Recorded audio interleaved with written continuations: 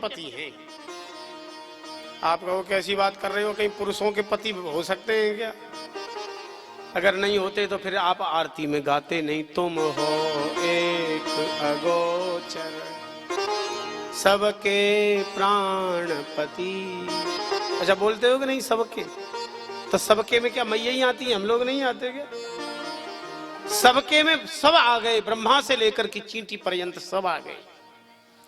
गोपियों ने कहा हम सबके भी पति प्रियतम आप ही हो। 11 श्लोकों में स्तुति की, प्रणय गीत गाया। गोपियों से भगवान खुश हो गए हैं और गोपियों को प्रसन्न करने के लिए हमारे ठाकुर जी ने उनके श्रृंगारों को बनाना प्रारंभ किया। कोई गोपी कहती कन्हैया मेरा तो हाथ गोबर में सना है, तो भगवान लाओ मैं धुल दूं। अपने हाथ से जमुना का जल लेकर के भगवान हाथ को साफ करते गोपी के।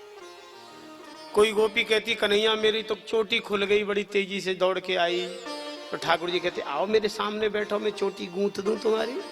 ठाकुर जी चोटी गूंथते, जूड़ा बना देते, बढ़िया सुंदर सा फूल का गजरा लगा देते, उसमें सज जाती गोपी। कोई कोई गोपी कहती कन्हैया मेरी तो एक ही आंख में काजल लगा है, तो भगवान ने कहा लाओ मैं लगा दूं अपने हाथ से। भगवान अपनी उंगली में काजल लेके उसके नेत्रों में काजल लगाने लग जाते हैं। कोई गोपी कहती मेरे तो उल्टे पलटे वस्त्र, तो भगवान अपने हाथ से उसके सुंदर से वस्त्रों को सजाने लग जाते हैं। कोई कोई गोपी कहती मुझे तो बड़ी तेज प्यास लगी, तो भगवान जमुना जी का जल भरते और अपने अंजलि को लेकर उसके ओष्ठों से लगा देते, उसको अपने हाथ से जल पिलाते। कोई कोई गोपी कहती मैं जल्दी तेजी से चल के आई न प्रीतम, मेरे तो पैरों में दर्द हो गया, तो भगवान ने कहा लाओ अपने चरण। उसके चरणों को, उसके पैरों को अपनी गोद में रख लेते ठाकुर जी, और बड़े प्रेम से हमारे ठाकुर जी उसके चरणों को दाबने लग जाते। एक निवेदन करें आप सबसे, जो जीव अपने अस्तित्व को भूल जाता है और भगवान का ही स्मरण करता है, उस साधारण से जीव की सेवा भगवान स्वयं करते हैं, परमात्मा स्वयं करते हैं। ब्रह्मा और शिव भी आज आश्चर्य कर रहे थे गोपियों के भाग्य को देख करके, लेकिन दुर्भाग्य एक जग गया। गोपियों के मन में आया कि ये सौभाग्य तो केवल किशोरी जी को प्राप्त था अब तक। बैठो डुरोवह कुंज कुटीर में, बैठो पलोटत राधिका पायन, यही है ना। राधा रानी के चरणों का संवाहन तो ठाकुर जी करते थे, लेकिन वही आज हमारे भी कर रहे हैं। तो राधा रानी में और हम में अंतर क्या है? जैसी वो है वैसी हम हैं। यही सबसे बड़ी गलती है। करुणामयी किशोरी जी की सहचरी बन करके तुम सेवा में जाती, सदा बनी रहती। अब तुमने तो बराबरी कर ली उनकी। भगवान वहां से अंतर्धान हुए। करुणामयी किशोरी जी को लेकर के गए थे, लेकिन किशोरी जी ने कहा कि अब मुझसे चला ही नहीं जा रहा है। तो बोले मेरे कंधे पर बैठ जाओ। जैसे ही चरण उठाया, ठाकुर जी वहां से भी अंतर्धान हो गए। आर्त पुकार राधा रानी ने की है, हा नाथ रमण प्रेष्ठ क्वासी क्वासी महाभुज दास्यास्ते कृपणायामे सखे दर्शय सन्निधिम। हे नाथ, आप जैसे नाथ के होते हुए मैं अनाथ की भांति पड़ी हूं, ये अच्छा नहीं है। आपका नाम राधा रमण है, राधा जी को प्रसन्न करने वाले। आप राधा क्रंदन क्यों हो गए? राधा को रुलाने वाले क्यों बन गए आज? क्वासी क्वासी, कहाँ हो अर्थात कहाँ नहीं हो। आप तो सब जगह हो। वेद कहता है सही सर्वज्ञ सर्वविद। और अगर कहीं दूर भी गए हो तो महाभुज, बड़ी बड़ी भुजाएं हैं आपकी, उठा करके हृदय से लगा लो उन भुजाओं से। दास्यास्ते कृपणायामे सखे दर्शय सन्निधिम। ते दास्य, मैं आपकी दासी हूं, चरणों की किंकरी हूं, आप प्रकट हो जाइए। गोपियां भी व्याकुल होकर के श्री कृष्ण को, कोई आकाश से पूछ रही है, कोई जमुना जी से पूछ रही है, कोई तुलसी से पूछ रही है, और व्याकुल होकर के भगवान को पुकार रही है।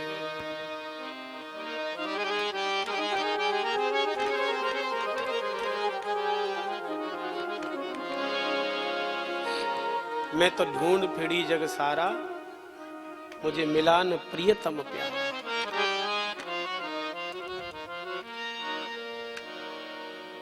पुनः पुलिनमागत्य कालिन्द्या कृष्ण भावना, समवेता जगुः कृष्णं तदा गमन कांक्षिता।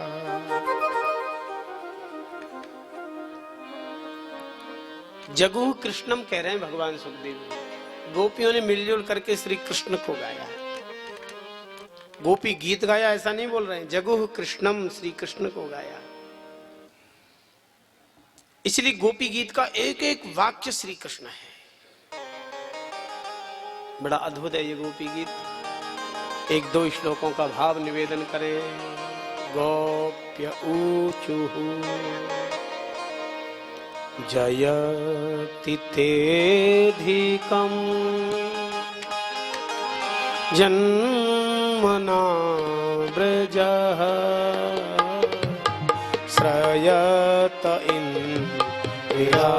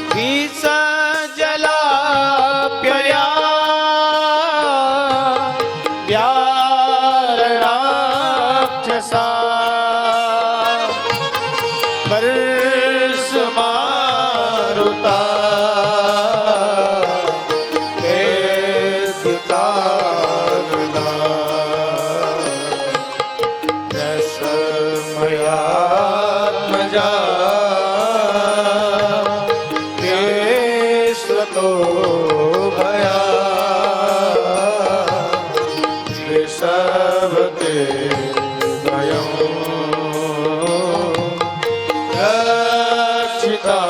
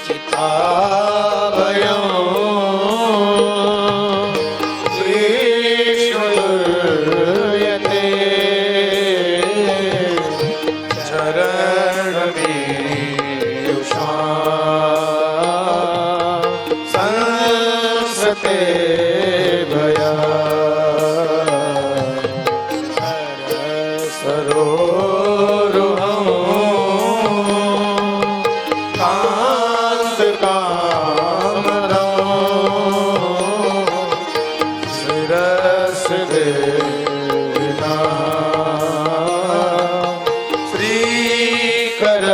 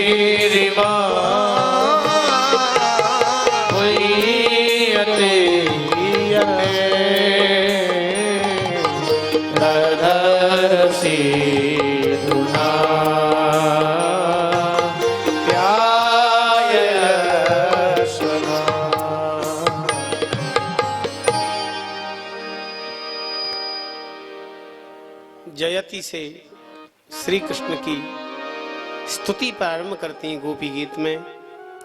ते अधिकम जन्मना ब्रज सर्वोत्कृष्टत्वेन वर्तते। आपके अवतार लेने से ब्रज की महिमा बढ़ गई प्रियतम। अत्र माने यहाँ ही निश्चय इंद्राश्रयत, लक्ष्मी जी ने डेरा डाल दिया, ब्रज में जाती नहीं है वृंदावन छोड़ के। दैत, दैत माने हे प्राण प्रियतम दृश्यताम दीक्षु, दर्शन दे दीजिए ना। क्यों दर्शन दे दें? बोले तावक हम सब तुम्हारी है, आपके लिए ही ये शरीर हमने धारण किया है। शरद पूर्णिमा को मैं मिलूंगा ऐसा आपका वचन था। साधु जात सत्स माने सज्जन जो कहते हैं वो पूरा कर देते हैं। आप नहीं कहा और आप ही अब रूठ रहे हो, अंतर्धान हो रहे हो। ये चंद्रमा की सुशीतल जो किरणें हैं ना शरद पूर्णिमा की, हमें बड़ी पीड़ा दे रही हैं आपके विरह के कारण। सुरतनाथ सुष्ठुर रतिर यस्य, हे प्रेमियों को प्रसन्न करने वाले प्रियतम ते अशुल्क दाशिकाः, हम आपकी बिना मूल की दासी हैं। हमने आपसे प्रीति की है, कुछ इच्छा नहीं की है, केवल प्रेम ही प्रेम करना करती है। अच्छा सेवा बहुत करे, प्रेम बहुत करे और चाहे कुछ नहीं, ऐसा सेवक मिलना तो बहुत दुर्लभ है।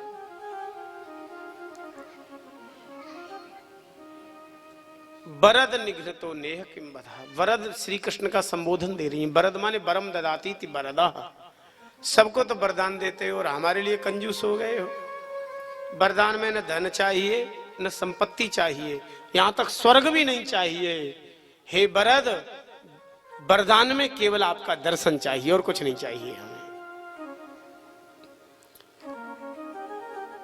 इस श्लोक में गोपियां प्रश्न भी कर रही हैं श्री कृष्ण से, निघ्न तो नेह किम बधा, क्या तिरछी चितवन से घायल करना बध नहीं है? जब आपको मारना ही था तो हम पहले ही मर चुकी थी।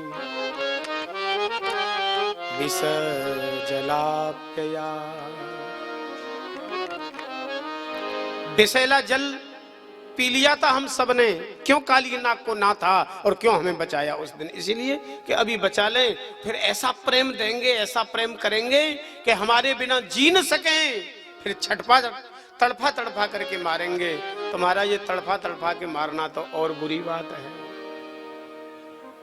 अगासुर बकासुर व्योमासुर वत्सासुर सब मारने ही तो आए, क्यों बचाया आपने? इसीलिए कि अभी बचा ले और फिर छटपा तड़फा तड़फा करके मारे। तुम्हारा ये तड़फा तड़फा करके मारना तो और बुरा है, क्योंकि देखो री ये नंद का छोरा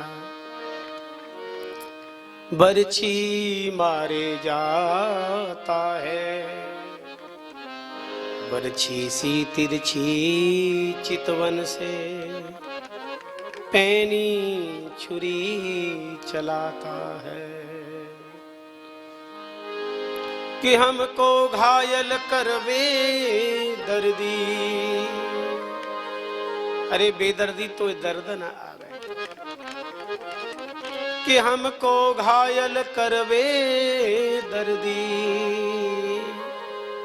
आप खड़ा मुस्काता है,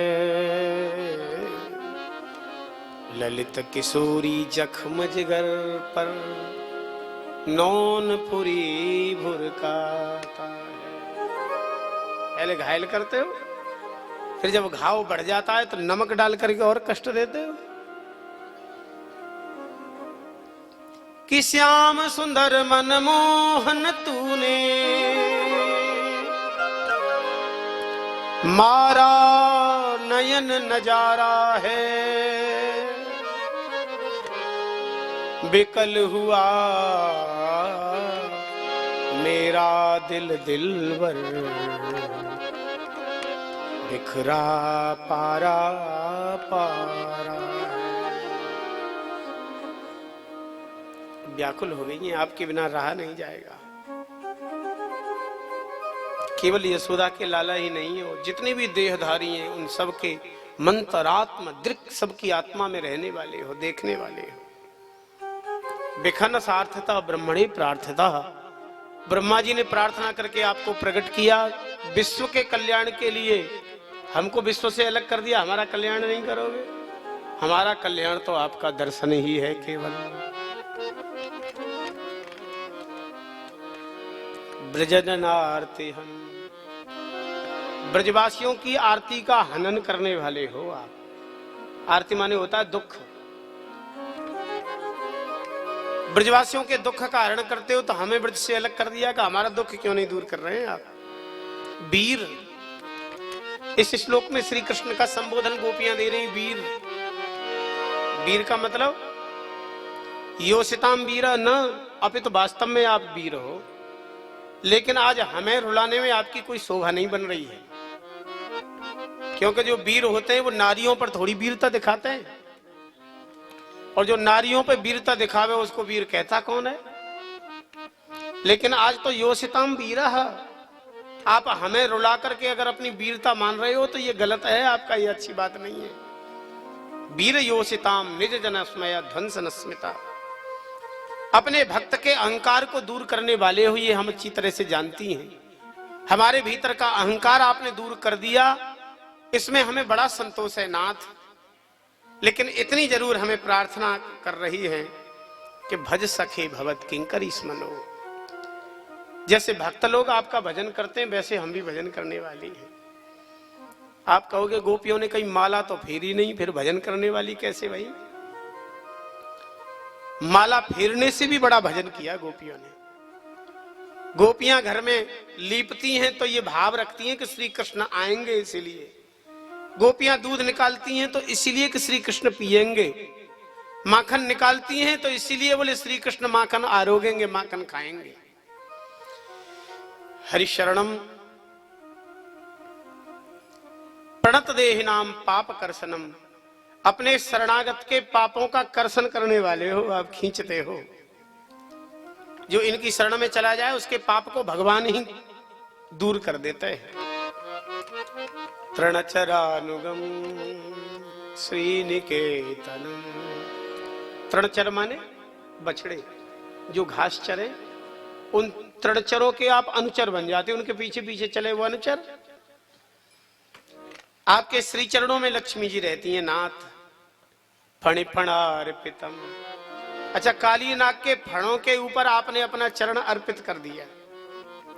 उस काली नाग से बुरी हैं क्या हम?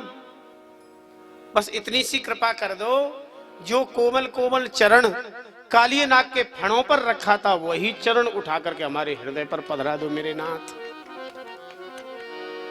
ते पदाम्बुजं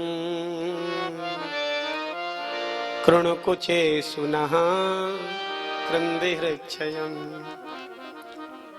क्रंदे माने हमें बड़ी पीड़ा हो रही है कि आप नंगे पैर वृंदावन में घूम रहे होंगे, कांटे चुभ रहे होंगे, रात का समय है, कंकड़ चुभ रहे होंगे, रात का समय है। मधुरया गिरा, आपकी वाणी बड़ी मधुर है। बलगोवाक्षया, बलगोवाक्ष माने जब मुस्कुराते हुए आप कुछ बोलते हैं ना तो आपके गोल गोल लाल लाल कपोलों में थोड़ा सा गड्ढा पड़ जाता है, वो और आनंद देने वाला हो जाता है। बुध मनोजया पुष्करे क्षण, कर्णांत दीर्घ नयन हैं आपके, कानों तक लंबे लंबे बड़े बड़े नेत्र हैं। विधिकरी रिमा वीर, हम आपकी विधिकरी हैं। विधिकरी माने बिना मोल की दासी, आपकी किंकरी, आपकी सेविका, आपकी चरण सेविकाएं हैं। हे वीर, अब हमारे ऊपर थोड़ी सी दया कर दो ना। क्या दया में मांग रही है? बोले रधरसी धुना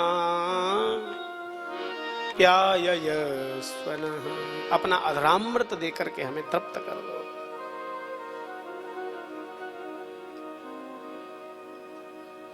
उन्नीस श्लोकों में गोपियों ने इस गोपी गीत को गाया। गोपियों का अहंकार जब नष्ट हो गया, क्योंकि प्रेम में संयोग की अपेक्षा विप्रलंभ में ज्यादा सुख मिलता है, क्योंकि वो प्रेम परिपक्व होता है। वो प्रेम जब परिपक्व हो गया तो भगवान प्रकट हो गए। तासाम मां भूरि उच्चोरी स्मयमान मुखाम्बुज पीतांबरधर सृग्वी साक्षान मन्मथ मन्मथ। करोड़ों करोड़ों कामदेव की शोभा को विलज्जित करने वाले ठाकुर जी प्रकट हो गए। किसी ने चरण पकड़ लिया, किसी ने करकमल पकड़ लिया, कोई लिपट गई। एक गोपी दूर खड़ी हो गई, अपने लाल लाल ओष्ठों को दांतों से दबा लिया और टेढ़ी दृष्टि से ठाकुर जी की तरफ देख रही थी। ये कौन सी गोपी है जानते हो? ये राधा रानी है। एका भ्रुकुट मावद्ध प्रेम संरव विफला घृतिपेक्षत कटाक्षेपै संदृष्ट दसनच्छदा। वह गोपी ये कह रही थी कि हे धोखेबाज जी, हमने प्रेम किया और आप अंतर्धान हो गए, आपका कोई भरोसा तो है नहीं, अब फिर अंतर्धान हो जाओगे, इसलिए नेत्रों के रास्ते से भीतर ले जाएंगी और आपको बंद कर लेंगी, फिर देखेंगी आपकी भीतर से जाओगे कैसे। कि हाथ छुड़ाए जात हो निवल जान के मो, हृदय ते जब जाओगे तो सबल बदूंगो। तो हृदय से जाकर के दिखाओ प्रियतम तब जाने। गोपियों ने अपनी पीतांबर ओढ़नी बिछाई, ऊंचा मचान बना, मंच पे भगवान को कहा कि हे साधु बाबा विराजो, हमारे प्रश्नोत्तर दीजिए। कुछ प्रेम करने वालों से प्रेम करते हैं, कुछ न करने वालों से भी करते हैं, कुछ प्रेम करने वालों से भी नहीं करते, न करने वालों से कोई प्रश्न नहीं। भगवान ने कहा जो प्रेम करने वालों से करते हैं वो स्वार्थी होते हैं, और जो प्रेम न करने वालों से भी करते हैं वो माता पिता होते हैं। छोटे बच्चे थोड़ी जानते हैं प्रेम करना अभी, लेकिन मैया कितना प्रेम करती है। वो मल त्याग दे, मूत्र त्याग दे, कभी नाराज होती है क्या? कभी स्तन पीते पीते स्तन को दांत निकले आते हैं तो काट देता है, फिर भी नाराज नहीं होती, प्रीति होती है बच्चे में। लेकिन संत और शास्त्रों ने उसको सौहार्द कहा है, प्रेम नहीं कहा, क्योंकि माता पिता के भीतर ये भाव रहता है बड़ा होगा, हमारी सेवा करेगा, हमारा नाम रोशन करेगा। इसलिए प्रेम करने वालों से प्रेम नहीं करते, न करने वालों से कोई नहीं करते। उनके चार श्रेणी, आत्माराम, याप्त काम, अकृतज्ञ, गुरुद्रोह। आत्मा में रमण करने वाले किसी से प्रेम नहीं करते, और पूर्ण काम, जिसकी सब इच्छाएं पूरी हो गई। अच्छा, किसी के प्रति कोई इच्छा ही नहीं है तो कोई क्यों प्रेम करेगा किसी से? एक दूसरे के प्रति कोई ना कोई इच्छा रहती है तो प्रेम प्रदर्शित करना पड़ता है। एकदम आत्माराम पूर्ण निष्काम हो जाए तो किसी से प्रेम करने की फिर आवश्यकता है नहीं। कृतज्ञ और गुरुद्रोही दो नहीं करते। गोपियों ने कहा आत्माराम है नहीं, क्योंकि आत्मा तो राधिका, तस्य आपका नाम राधा रमण है, आत्मा रमण नहीं है। पूर्ण काम भी नहीं हो, क्योंकि मनश्चक्रे आपका रास करने का मन होता है। हाँ, कृतज्ञ और गुरुद्रोही हो, हमने प्रेम किया, आपने उस प्रेम का उपकार नहीं माना, और हमने प्रेम सिखाया और हमारा ही विरोध किया। कृतज्ञ भी हो, गुरुद्रोही भी हो। भगवान ने कहा गोपियों, और कुछ खरी खोटी सुनाना हो तो भले ही सुना दो, लेकिन मैं सबसे पृथक प्रेमी हूं, सबसे अलग प्रेमी हूं। साधारण जीव की कहां पात्रता है कि मुझसे वह प्रेम करे? मैं तो अपने तरफ से कृपा कर ही देता हूं। और एक बार जब मैं जिस जीव को स्वीकार कर लेता हूं तो फिर त्यागता नहीं हूं, चाहे जैसा होए। इसलिए एक संत कहते हैं कि घनश्याम तुम्हारे मिलने को जीवन की बाजी लगा चुके, घनश्याम तुम्हारे मिलने को जीवन की बाजी लगा चुके।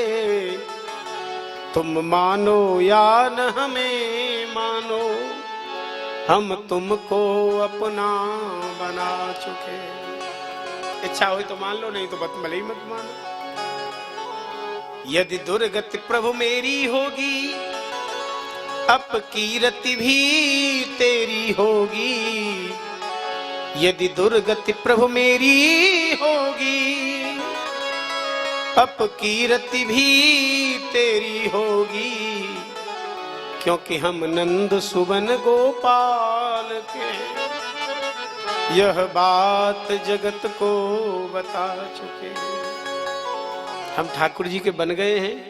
गुरुजी ने गले में कंठी बांध दी है, कान में मंत्र दे दिया या बना दिया कि ठाकुर जी के शरण में पहुंच गए, तुम भगवान के हो गए। अब कुछ दुर्गति होती है तो हमें क्या की चिंता है? बदनामी से तो भगवान आप डरो, क्योंकि हम तो आपके बन गए। भगवान ने कहा कि गोपियों में देवताओं के समान आयु प्राप्त करके भी तुम्हारे इस प्रेम का, तुम्हारे इस प्रीति का बदला कभी नहीं चुकाऊंगा। मैं तो तुम्हारा सदा कर्जदार रहूंगा।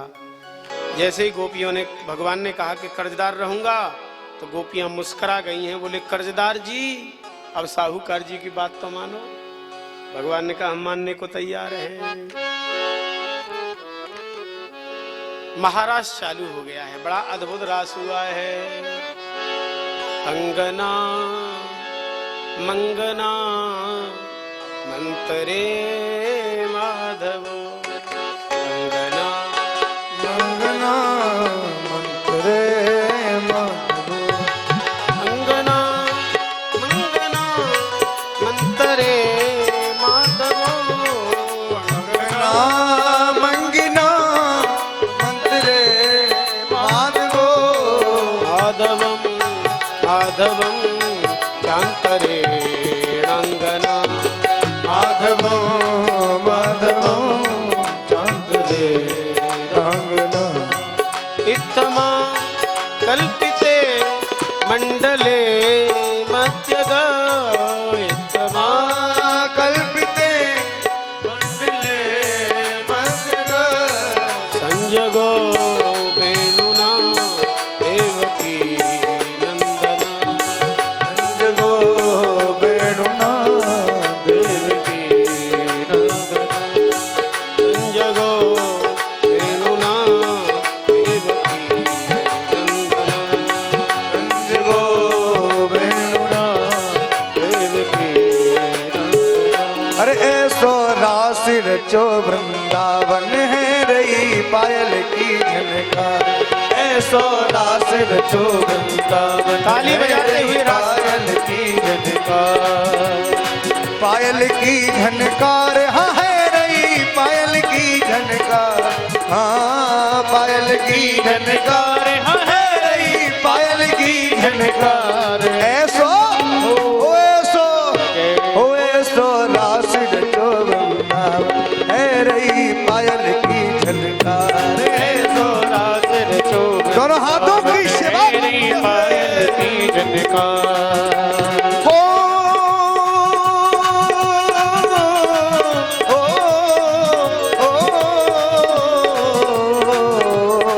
पायल की झनकार है रही पायल की झनकार, हाँ पायल की झनकार, हाँ है रही पायल की झनकार। ऐसो रास रचो वृंदावन है रही पायल की झनकार, ऐसो रास रचो वृंदावन है रही पायल की झनकार।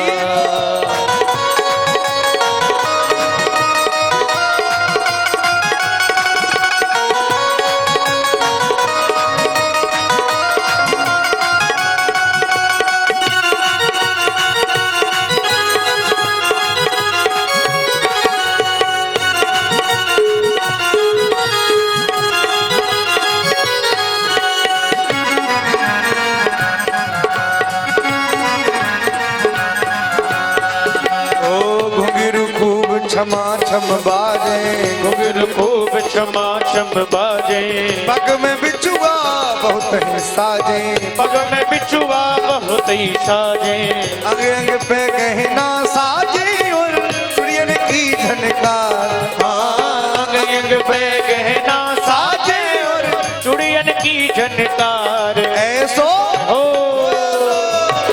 ऐसो रास रचो वृंदावन है रही पायल की झनकार, ऐसो रास रचो वृंदावन है रही पायल की झनकार।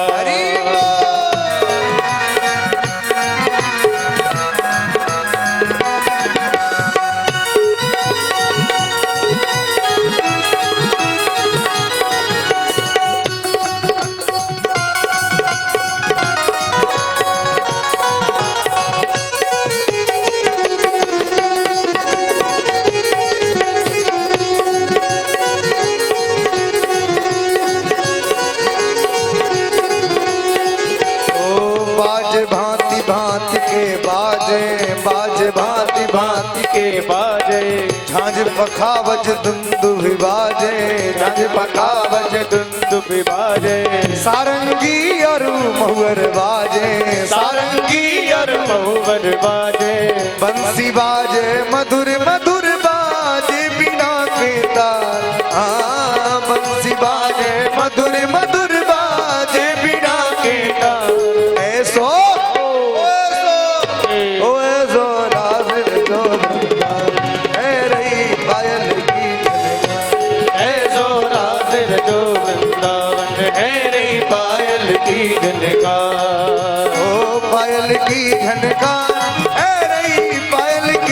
झनकार हाँ पायल की झनकार हाँ है रही पायल की झनकार ऐसो रास जो वृंदावन है रही पायल की झनकार ऐसो रास रचो वृंदावन है रही पायल की झनकार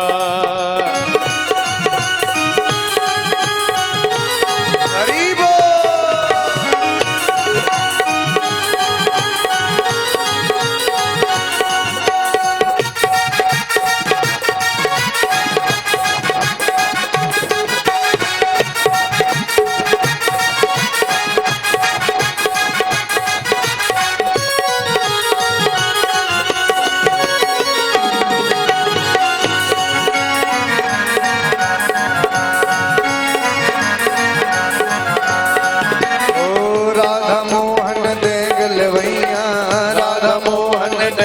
भैया नाच संग में दे फिर कैया नाच संग में दे फिर कैया प्यार चले शीतल सुख दैया प्यार चले शीतल सुख दैया श्याम पट गालेगा फरिया सजन करे श्रृंगार जाम बट गालेगा फरिया सजन करे श्रृंगार है सोना है रही पायल जो वृंदावन है रे पायल की झनकार जोरा फिर जो वृंदावन है रही पायल की झनकार बोलो रास बिहारी भगवान की। बड़ा अद्भुत महारास हुआ, सभी झूम रहे थे, सभी नाच रहे थे। भगवान सुखदेव जी ने बड़ा सुंदर वर्णन किया है। बलया नाम नूपुराणाम किंकरीणाम च योषिताम सप्रियाणाम अवध मभूत शब्दस्तुमलो राशमंडले। एक गोपी एक कृष्ण, एक गोपी एक कृष्ण, इस प्रकार से मंडलाकार बना। दिव्य महारास, ऐसा महारास क्या कहने।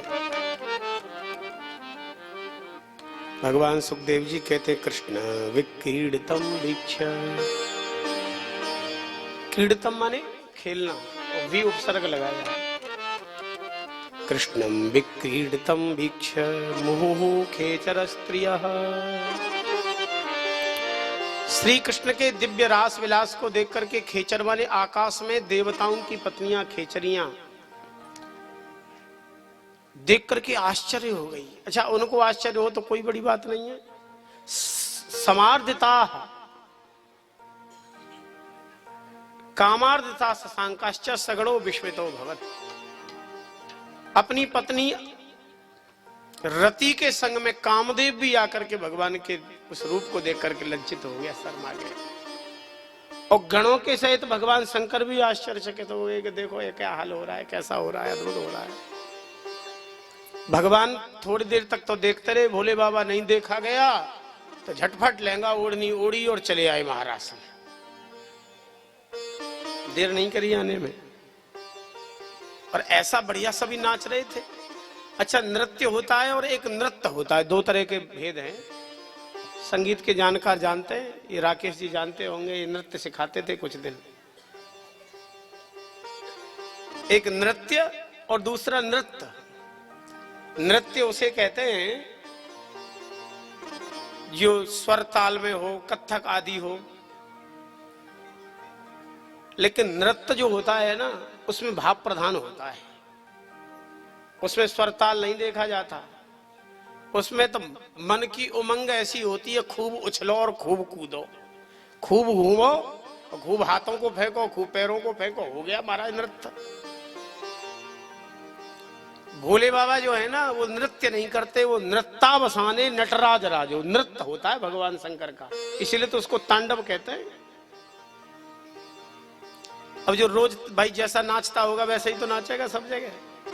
भोले बाबा रास में भी आकर के वही नृत्य चालू कर दिया।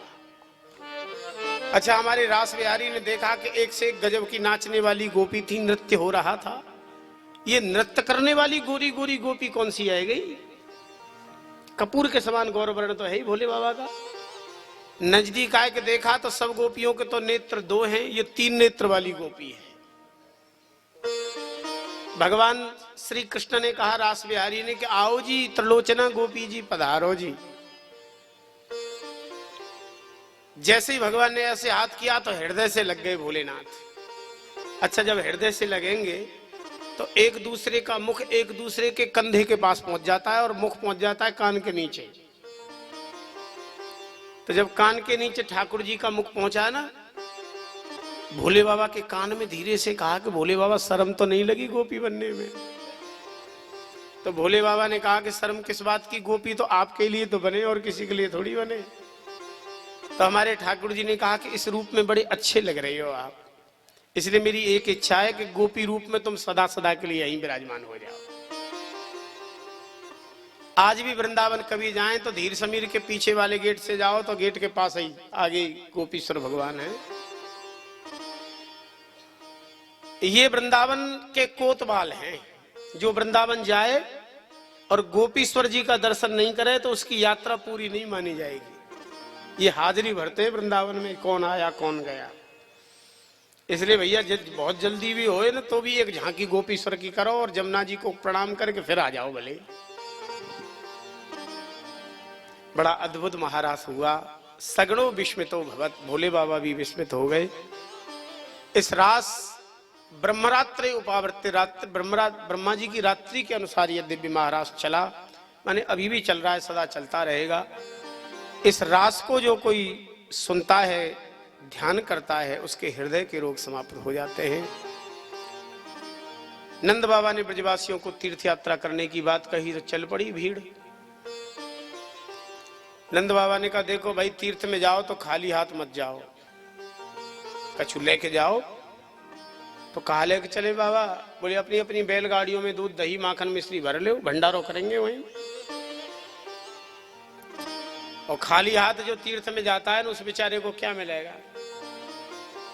बरसाने जाओ, वृंदावन जाओ तो पंडा लोग कहते हैं भैया लाओ कछु घुटाओ छनाओ, और घुटा छना दिया तो बहुत आशीर्वाद मिलेंगे, और नहीं घुटाया छनाया ना तो कहेंगे काहे को चेटी मारे में आए हो वृंदावन में, कछु दान पुण्य तो करना रहे हो, ऐसी चेटी मार के चलो जाएगो।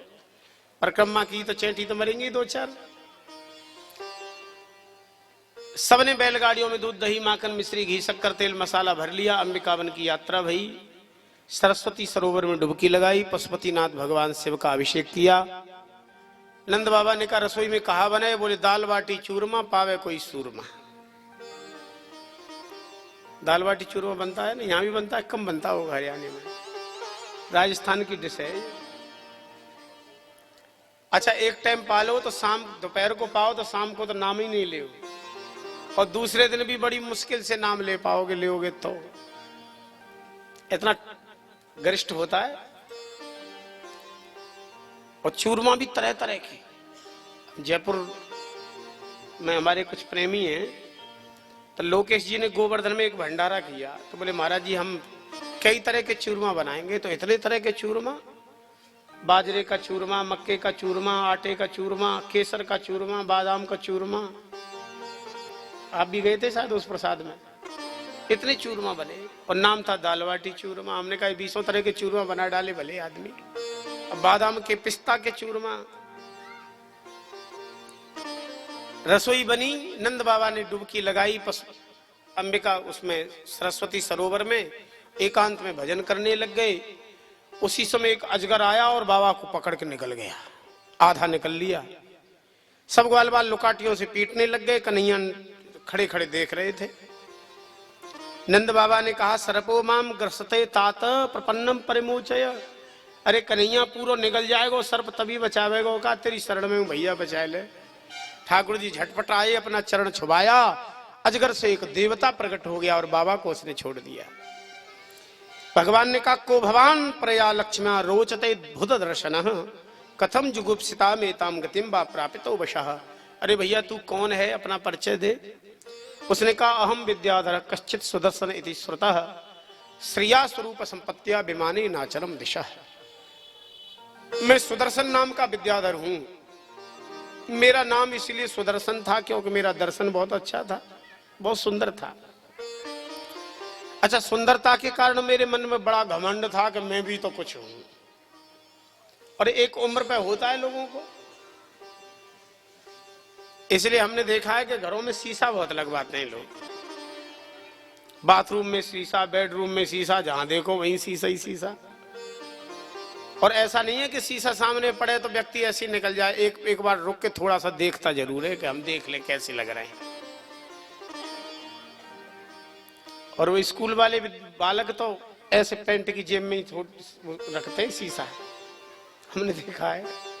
कभी कभी बैठे रहते हैं ना धीर समीर पे, वहां बैठे बैठे भजन करते हैं, अब नीचे रास्ता तो है ही, तो बालक जाएंगे और ऐसे निकाल के और रास्ते में उनका, वाह भाई बड़ी जोर की जुगाड़ है। अपने आप को बड़ा देखने का मन रहता है कि हम कितने अच्छे लग रहे हैं, देखें, बार बार देखें। अच्छा, वही जब 75-80 साल के हो जाते हैं तो फिर शीशा नहीं देखते बेचारे। कहा शीशा देखे, शीशा ही कहेगा कि बूढ़े हो गए अब तुम, फिर अपने आप शीशा देखना कम हो जाता है। तो एक तो ये सुंदर था और नाम इसका सुदर्शन था, भारी अभिमानी, बहुत सुंदर हूं मैं। विमान में बैठ के जा रहा था, महात्मा अंगिरा तपस्या कर रहे थे, वर्षों से तो अन्न जल ग्रहण ही नहीं किया, केवल बेल का पत्ता खा लेते और भजन करते, सूख गया शरीर। अब भैया भजनानंदी के शरीर में चमड़ी में चमक थोड़ी, हड्डी में चमक तो रहती है, ब्रह्मचर्य की होती है, लेकिन चमड़ी उसकी नहीं चमकती। चमड़ी तो चमकेगी, माल खाओगे और बढ़िया सुंदर बादाम के तेल की मालिश करोगे तो चमड़ी चमचमा जाएगी। चमड़ी को क्या है? इन दुबले पतले महात्माओं को देख के बड़ी तेजी से हंसा। अच्छा, ग्रस्त लोग पता नहीं, पहलवान जो होते हैं ना थोड़े कुंगड़ स्वभाव के, कुंगड़ जानते हो, खामे पी में डंड मारे, वो अपने सामने किसी को कुछ समझते नहीं है। जय में कथा थी ना हमारी, तो राघवेंद्र दास जी आए हमारे संग, राम जी और राघवेंद्र दास जी थे ना, और बेचारे बड़े सीधे साधे महात्मा हैं, बड़े अच्छे महात्मा, सदा से दुबले पतले रहे वो। हम तो उनको देख रहे हैं 30 साल से एक जैसे ही हैं वो। पहले भद्र रहते थे, अब जटा वाले हो गए, बस इतना अंतर है। तो हम कथा के बाद हमारे कमरे में 2-3 पहलवान होंगे, वह दंड कसरत करते होंगे, रोड पे दौड़ते थे, रोड पे ही था वो आश्रम। तो कथा के बाद आए, थोड़ी हमारी सेवा करी, और फिर राघवेंद्र दास जी वहां बैठे थे, उनके पास जाए, भिड़े उनसे। राघवेंद्र दास जी सोच रहे थे कि इनसे कैसे बचें, लेकिन वो पकड़ लिए बाबा। और राघवेंद्र दास जी से बोले, बाबा कितने बच्चे हैं? तो बेचारे संकोच में पड़ गए महात्मा, बोले बच्चे थोड़ी हैं, हम तो साधु हैं। अरे बोले बाबा मेरे 3 बच्चे, तुमसे बढ़िया शरीर तो मेरा ही है। तो राघवेंद्र दास जी हमसे बोले कि देखो ऐसे बोल रहे हैं हमसे। मैंने डांटा, मैंने कहा भले आदमी, ये भजनानंदी महात्मा है, तू बच्चों की तुलना इनसे कर रहा है। ऐसे तो ये कम से कम हजारों लोग इनको बाबा कहते हैं, तो तुम तो इनके भी बेटा हो गए। फिर महात्माओं को सब बाबा कहते हैं कि नहीं? तो शरीर की स्थिति तो सबकी अलग अलग होती है, आवश्यक नहीं है कि सब चकाचक ही हो जाए। और तपस्वी तो मोटा होता कहाँ है? महात्मा पुराने जितने संतों के चित्र देखोगे वो दुबले दुबले पतले हैं। एक दिन मलुक पीठ वाले महाराज जी बता रहे थे, धनवंतरी दास जी हमें बता रहे थे, सतीश जी भी बता रहे थे, स्वामी हरिदास जी का चरित्र कहते, बोले स्वामी हरिदास जी का पेट और हाथ एकदम ऐसे थे, वो तानपूरा रखे तो तानपूरा थोड़ा सा रहता है तो पेट दिखाई नहीं पड़ेगा, ये भीतर घुसा हुआ है, पेट और पीठ एक। और बोले उनका शरीर इतना चकाचक नहीं था। हंसी करने लग गया ये सुदर्शन। उन्होंने कहा, रे मूर्ख, तू साधु के बेश का उपहास करता, जा कुरूप अजगर बन जा। अब बेचारे का तत्काल शरीर क्षीण हो गया। बोले महाराज अब मैंने तो, मुझे पता नहीं था ऐसा भयंकर सांप दे डालोगे, अब कृपा करो। तो संत जी ने कहा कोई बात नहीं, जब श्री कृष्ण अपने चरण का स्पर्श करेंगे तेरा उद्धार हो जाएगा। आज हो गया इसका उद्धार। ग्वालवाल लुका छुपी का खेल खेल रहे थे। इस लुका छुपी के खेल को कहीं कहीं की भाषा में आइस पाइस का खेल कहते हैं। आइस पाइस का खेल होता है, यहां भी होता होगा। कुछ ग्वाल छुप गए, कुछ को खोज रहे थे भगवान। उसी समय एक व्योमासुर नाम का दैत्य आया, ग्वालों को उठा उठा के ले जाने लग गया। डकैत था ये, अपहरण करने लग गया। एक ग्वाल जब चिल्लाया तो भगवान दौड़ते भई आए और इसको उठा के पटक दिया और गला घोट करके इसको मार डाला। तब तक केसी नाम का दैत्य हिनहिनाने लग गया घोड़े के रूप में। भगवान ने हाथ बढ़ाया तो लपक लिया भगवान का हाथ, तो भगवान ने भीतर तक घुसा दिया हाथ इसके मुख में। श्वास लेना ही कठिन हो गया, इसका प्राणांत हो गया। बड़ा अद्भुत जुगल गीत का वर्णन किया। गोप्यः कृष्णे वनम याते तमनुद्रुत चेतसः कृष्ण लीला प्रगायन्त्यो निन्युर्दुःखेन वासरान। श्री कृष्ण गौचारण करने जा रहे हैं, इतना सुनते ही व्याकुल हो जाती हैं गोपियां। अब श्री कृष्ण गैया चराते रहेंगे तो हमें दर्शन तो होगा ही नहीं, दिन कैसे बीतेगा। तो श्री कृष्ण लीला प्रगायन्त्यः, श्री कृष्ण की विविध विविध लीलाओं का गायन करते हुए गोपियां दिन बिताती हैं। शाम को श्री कृष्ण लौटते हैं, तब दर्शन करके कृतार्थ हो जाती हैं। एक दिन नारद जी महाराज मथुरा पधारे, भारी उदास बैठा था कंस। नारद जी ने पूछा, भोजराज कंस उदास कैसे हो, किसकी चिंता कर रहे हो? बोले, दो बालकों की, कृष्ण और बलराम। बड़े बड़े असुरों को भेजा, लेकिन कोई सूचना देने वाला भी लौट के नहीं आया। पता नहीं ये बालकों में कितनी ताकत है जो सबको असुरों को मार देते हैं। नारद जी ने कहा कि तुम बड़े भोले हो कंस, सब ब्रजवासी मिलजुल के मारते हैं, नाम हो जाता है कृष्ण बलराम का। अरे तुम दूसरे का भरोसा करते हो, कुछ काम अपने आप भी करना चाहिए। कृष्ण बलराम को यहीं बुलाओ और यहीं मार दो अपने हाथ से। तुम कोई कमजोर हो क्या? बोले, नहीं नहीं, कमजोर किस बात से, एक तो अभिमानी और असुर, वो काहे को कमजोर मानने लग गया अपने। लेकिन बुलाऊं कैसे महाराज? बोले, एक धनुष का पूजन करो, नाम रख दो धनुष यज्ञ। वैसे तुम्हारे पास अभी कोई कमी नहीं है असुरों की, 4 तो विश्वविजयी पहलवान तुम्हारे पास मौजूद हैं, सल है, तोसल है, मुष्टिक है और चाणूर है। चारों को बुला लो, उनसे मरवा दो श्री कृष्ण बलराम को। और तुम्हारी ससुराल से दहेज में हाथी भी तो मिला है, 2000 हाथियों की ताकत है उसमें, कुबलिया पीठ हाथी, उससे कुचलवा दो, मरवा दो। बोले, ठीक कहा गुरुजी आपने, लेकिन बुलाऊं कैसे, किसके बुलाने पर आएंगे? बोले, अक्रूर जी को भेजो। क्रूर के संग में तो श्री कृष्ण आने वाले हैं नहीं, अक्रूर के संग में आ सकते हैं जिसमें क्रूरता नहीं हो। कंस ने चरण छुए, बोले, गुरुजी आपने बड़ी कृपा करी, मेरी चिंता दूर कर दी। नारद जी ने कहा कि तुम एक बार श्री कृष्ण को बुला तो लो, पूरे संसार की चिंता दूर हो जाएगी तुम्हारे बुलाते ही। अक्रूर जी को मथुरा से वृंदावन भेजा। सर्वेश्वर परात्पर परब्रह्म का मैं दर्शन करूंगा, ऐसा सोचते भय आए, आनंद विह्वल हो गए। श्री कृष्ण की चरण की अंकित चिन्हों को देखा, लौट गए, उस धूल को अपने मस्तक पर धारण करने लग गए हैं। नंदादि गोपों से कहा कि मथुराधीश, मथुरा के महाराज कंस यज्ञ कर रहे हैं, उसमें आप सबका न्योता है। कृष्ण बलराम को मेरी इच्छा है कि रथ में बिठा के ले चलिए।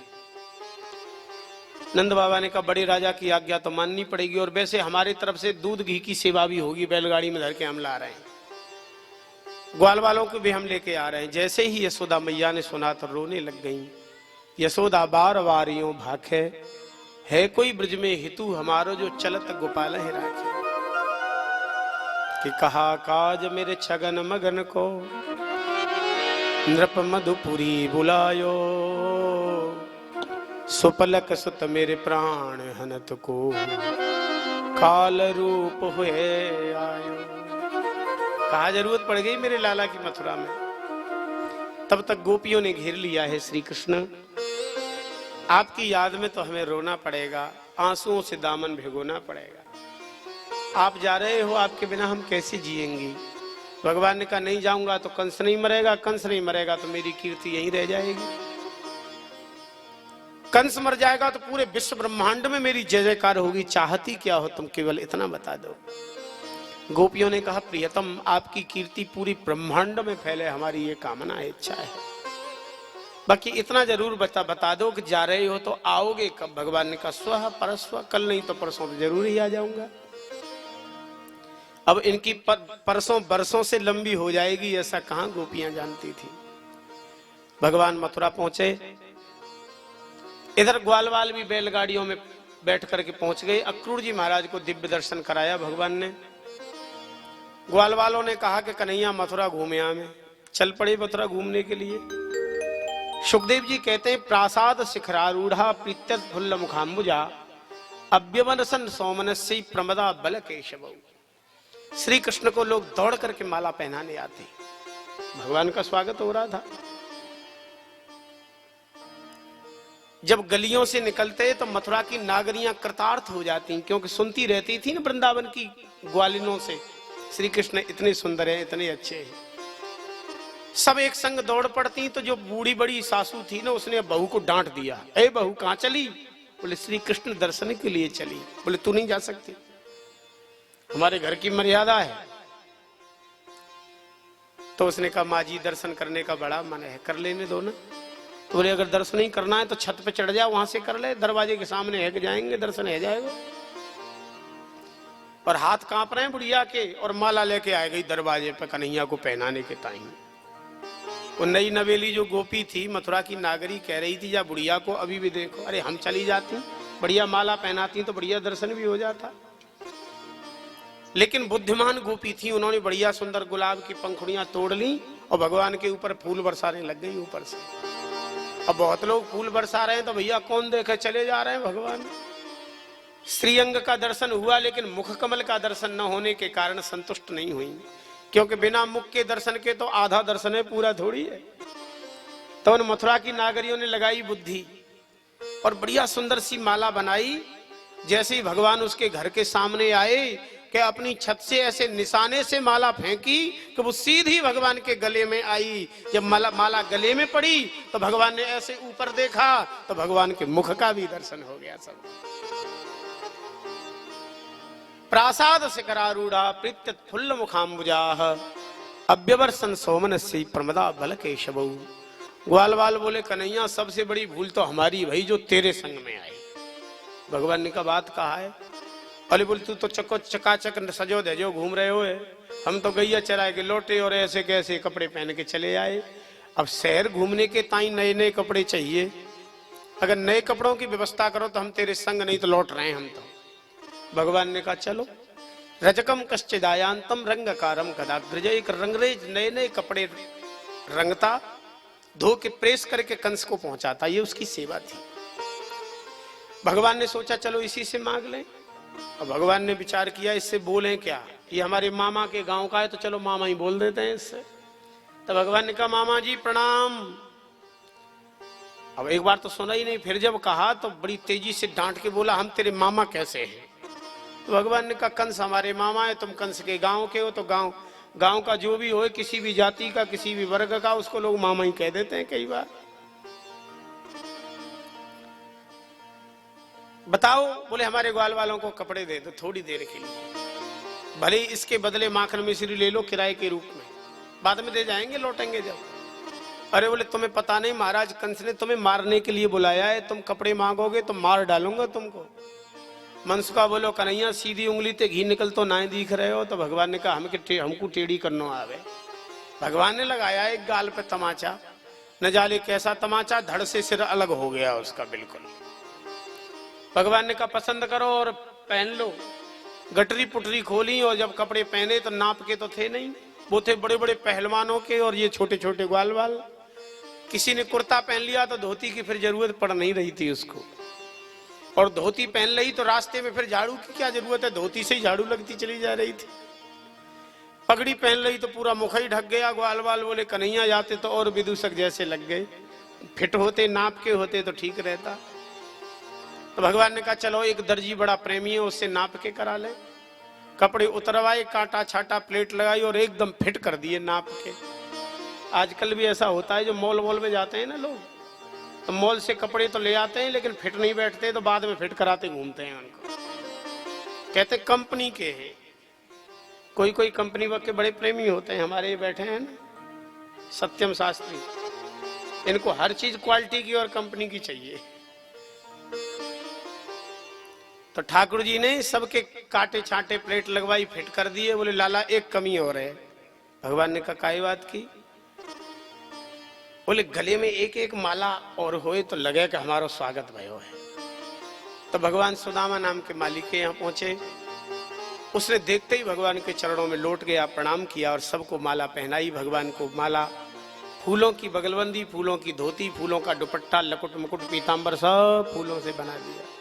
फूलों में सज रहे हैं श्री वृंदा विपिन बिहारी। ग्वाल वालों ने भी कई कई मालाएं पहन ली, क्योंकि ब्रजवासी वैसे भी माला के बड़े शौकीन होते हैं। ग्वाल वाल बोले कन्हैया एक चीज की कमी और है। भगवान ने कहा, बोले तिलक और हो बढ़िया सो चंदन लग जाए। तो एक जगह 3 जगह से टेढ़ी मेढ़ी एक सुंदरी जा रही, एक स्त्री जा रही थी। भगवान ने उसको सुंदरी कह के संबोधित किया।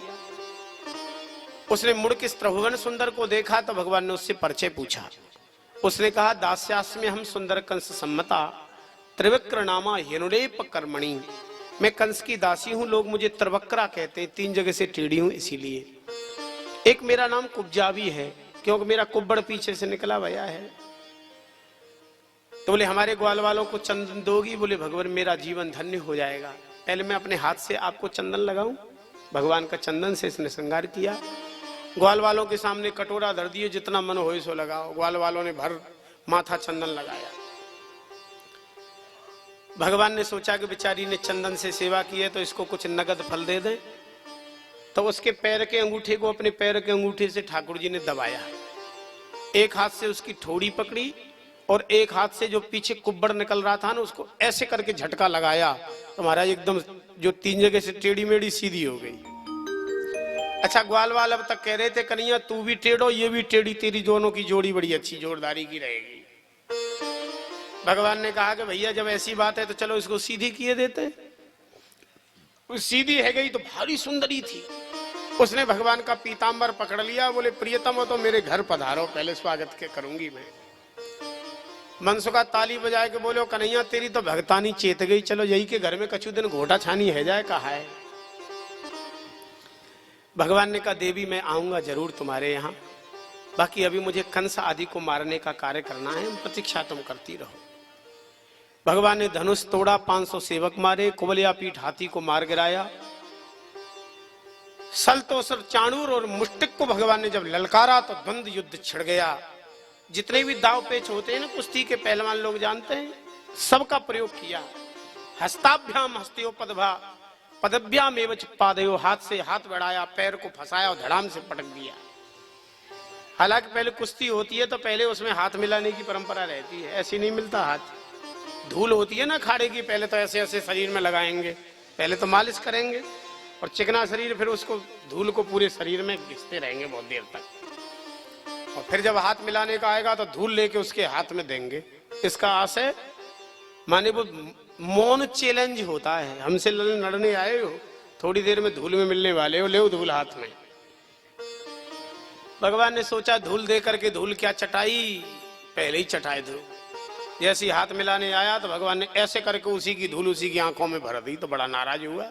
भगवान को पकड़ने झपटा तो भगवान नीचे से खिसक गई, क्योंकि छोटे से ठाकुर जी। बहुत देर तक तो ऐसे ही ठाकुर जी नचाते रहे। भगवान ने बड़ी तेजी से अपने सिर की चोट इसकी छाती में दे मारी, धड़ाम से गिरा और चित्त हो गया। अच्छा, ऐसे चारों खाने चित्त हो जाए तो कुश्ती पूरी हो जाती है। लेकिन बहुत से पहलवान होते हैं जिनका नाम होता है घिसल्ली पहलवान। घिसल्ली पहलवान जानते हो? गिरते गिरते थोड़े से ऐसे टेढ़े हो जाएंगे, माने अभी चित्त नहीं भाई पूरे हम, और फिर बड़ा पहलवान उठाए उठाए के खूब उनको घिसता है अखाड़े में। भगवान ने बहुत देर तक घिसा, अंतिम में धोबी पछाड़ दाव चला दिया। धोबी पछाड़ जानते हो?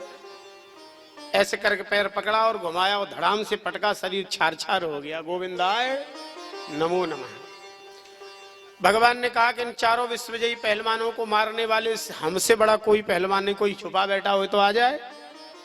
इतना सुनते ही तो मनसुखा टाल ठोक के कूद पड़े पहल अखाड़े में। बोले कन्हैया चुप है जा, चुप है जा, हमारी तेरी कुश्ती होएगी, उसके बाद निर्णय होएगा कि कौन जीते और कौन हारे।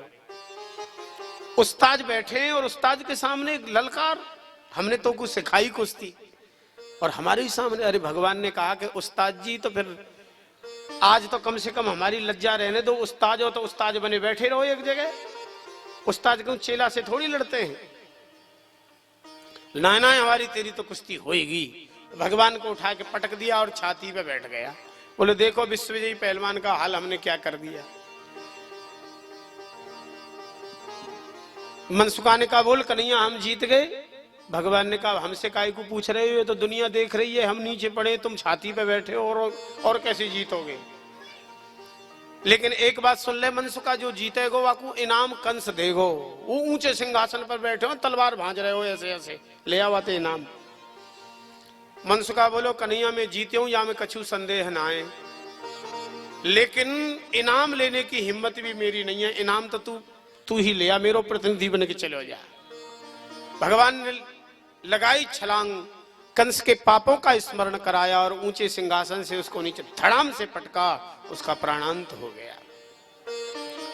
कंक निग्रोध दाऊ जी ने मार गिराए। वसुदेव और देवकी को कारागृह से मुक्त किया। उग्रसेन महाराज को कारागृह से मुक्त करके राजा बनाया।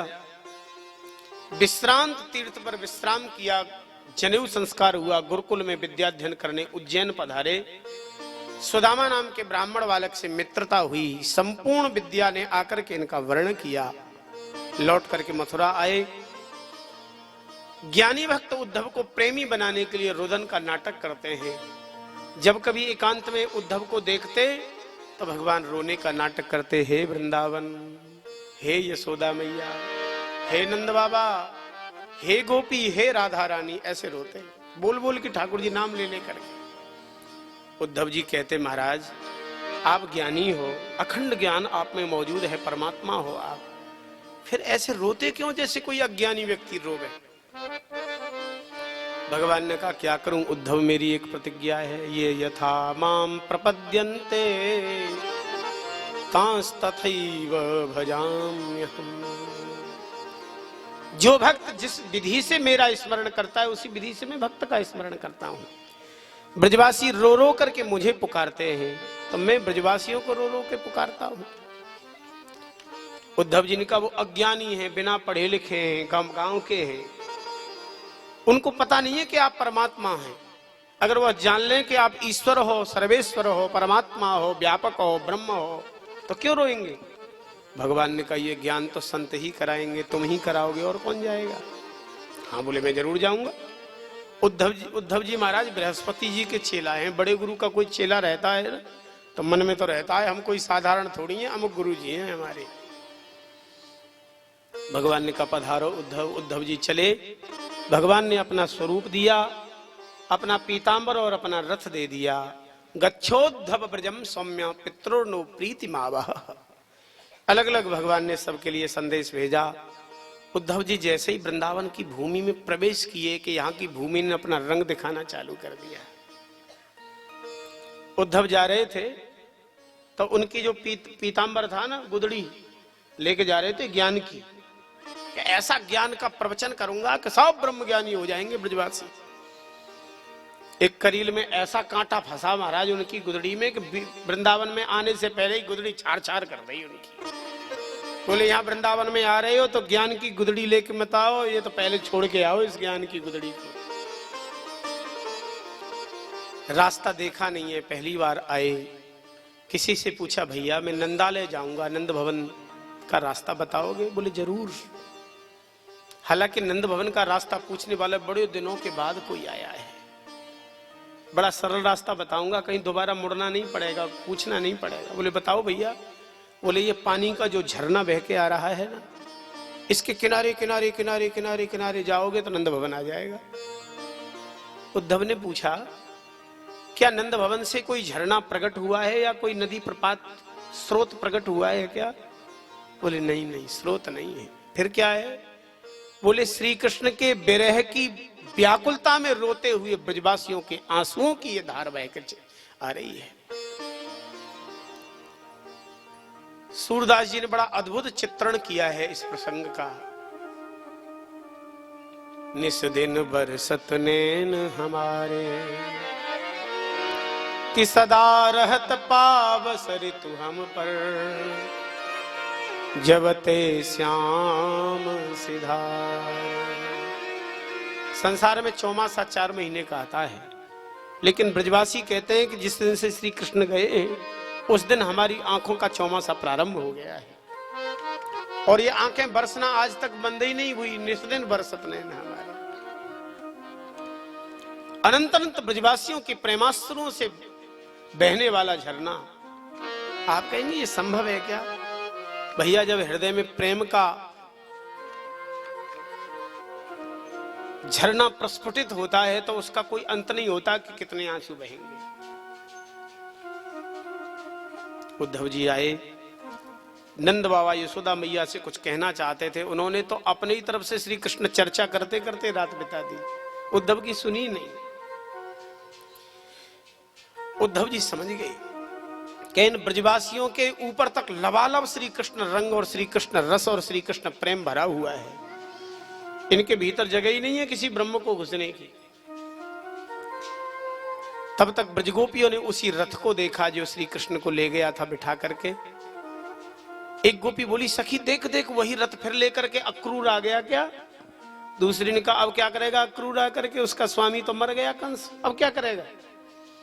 तीसरी गोपी ने कहा कि बहन मुझे तो लगता है कि उसका स्वामी कंस राक्षस दुष्ट था, मांसाहारी था, अब उसके मरने के बाद उसका पिंडदान शायद मांस से ही हो, तो हमारा कलेजा लेने आया हो।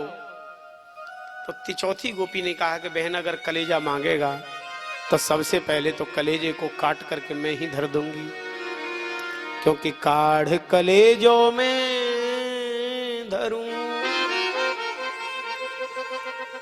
कागा तू ले जा देसा मेरा पिया बसे वे देखें तू खा। स्वयं नहीं जा सकी, कम से कम मेरा कलेजा ही पहुंच जाए मेरे प्रियतम के पास। तब तक आजान बाहु सामले सलों ने उद्धव को देखा, गोपियों ने घेर लिया, पीता अपने ओढ़नी बिछा दी और कहा, तुम धोखेबाज श्री कृष्ण के सखा हो जो हमें छोड़ के चले गए।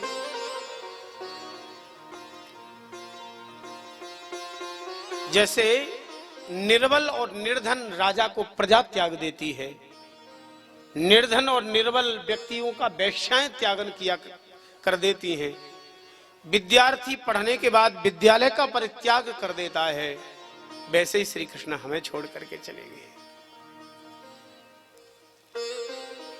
उद्धव जी महाराज ने कुछ अपने ज्ञान का पिटारा खोलने का प्रयास किया कि वो निर्गुण हैं, वो ब्रह्म हैं, परमात्मा हैं। तो गोपियां कहती हैं, उद्धव निर्गुण कौन देश को वासी, कहां रहता है वो तुम्हारा निर्गुण निराकार? कदाचित तुम्हारे निर्गुण को हम स्वीकार कर भी लेती तो क्या करें उद्धव, उधो मनन भय 10-20 एक हतो सो गयो श्याम संग अब को अपराध है ईश। उसी समय एक भौरा आया, राधा रानी के चरणों में गुनगुनाने लग गया। किशोरी जी ने गीत गाया जिसका नाम भ्रमर गीत है, बड़ा अद्भुत है। गोपियों के दिव्य प्रेम को देख करके उद्धव जी ने उनके चरण की धूल को मस्तक पर धारण किया, श्री कृष्ण से प्रार्थना की है, आशा महो चरण रेणु जुषा महम श्याम वृंदावने किमपि गुल्म लतोषधीनाम यादुस्तजम स्वजन मार्य पथंच हित्वा भेजुर मुकुंद पदवीम श्रुत भीर्विमज्ञाम। भगवान हंस रहे थे और उद्धव रो रहे थे। भगवान ने कहा, देखो मेरी वाली बीमारी अब तुम्हें लग गई ना, इसीलिए तुमको ब्रज में भेजा था मैंने। जरासंध की बेटी थी अस्ति और प्राप्ति, जो कंस की पत्नियां थी, कंस मरने के बाद शिकायत कर दी। 23 अक्षोहिणी सेना लेकर के युद्ध करने आया, 17 बार भगवान ने हराया। 18वीं बार कालेवन नाम का मृक्षों की सेना लेकर के आया। भगवान ने द्वारका का निर्माण किया और भगवान मैदान छोड़ के भाग खड़े भये। दाऊ जी ने सेना को नष्ट किया। कालेवन को एक गुफा में लेकर के ठाकुर जी घुस गए। मुचकुंद महाराज सो रहे थे, उनको अपना पीतांबर ओढ़ाया, उसने लात का प्रहार किया, दृष्टि पड़ते ही भस्म हो गया। इसी बीच में जरासंध ने सुना कि विप्रधैन सुर संत हित लीन मनुज अवतार, साधु ब्राह्मण गाय और धर्म के लिए भगवान का अवतार हुआ है। न गाय के ऊपर अस्त्र छोड़ेंगे, न ब्राह्मण के ऊपर छोड़ेंगे, न साधु के ऊपर छोड़ेंगे, तो क्यों न ब्राह्मण ही सेना में भर्ती कर लिए जाएं। तो ये मगध देश का राजा था। मगध देशी जितने ब्राह्मण थे सबको एकत्रित किया और कहा चलो सेना में भर्ती हो जाओ। तो लोगों ने कहा हमें लड़ना तो आता ही नहीं है। तो इसने कहा लड़ना नहीं आता है तो मरना तो आता है भाई, आगे आगे तुम रहोगे तो कुछ मरोगे तो बाकी सेना तो हमारी बच जाएगी। बूढ़े ब्राह्मणों ने कहा हम तो बूढ़े हो गए, हम कैसे लड़ेंगे। बोले तुम बैठ के अनुष्ठान करो हमारे जीतने का, लौट के आऊंगा, अगर जीत गया तो मुंह मांगा इनाम और दक्षिणा और नहीं तो गला काटना, तो फिर मेरे हाथ की बात है ही, गला काट ही डालूंगा। सब ब्राह्मणों ने कहा, हे भगवान आप अजित हो, आपसे कोई जीत नहीं सकता, लेकिन एक बार हमारे लिए आप रणछोड़ बन जाओ कम से कम। हमारे ठाकुर जी ने द्वारका का निर्माण किया और साधु ब्राह्मणों के लिए भगवान रणछोड़ राय बन गए। जरासंध को लगा अब पकड़ा कृष्ण बलराम को, अब पकड़ा कृष्ण बलराम को। मथुरा से भगाते भगाते सौराष्ट्र तक ले गए, गुजरात तक ठाकुर जी। गिरनार पर्वत पर चढ़े, वहां से छलांग लगा के भगवान द्वारिका में पहुंच गए। इसने देखा कि इस पूरे पर्वत में आग लगा दो, यहीं छुपे होंगे, अपने को जीता हुआ मान करके आ गया। और तो रोज ब्राह्मणों को दान करने लग गया, क्योंकि अब जीत गया था इस बार। सोचा ब्राह्मणों की कृपा से, और वास्तव में ब्राह्मणों की कृपा से ही जीता था।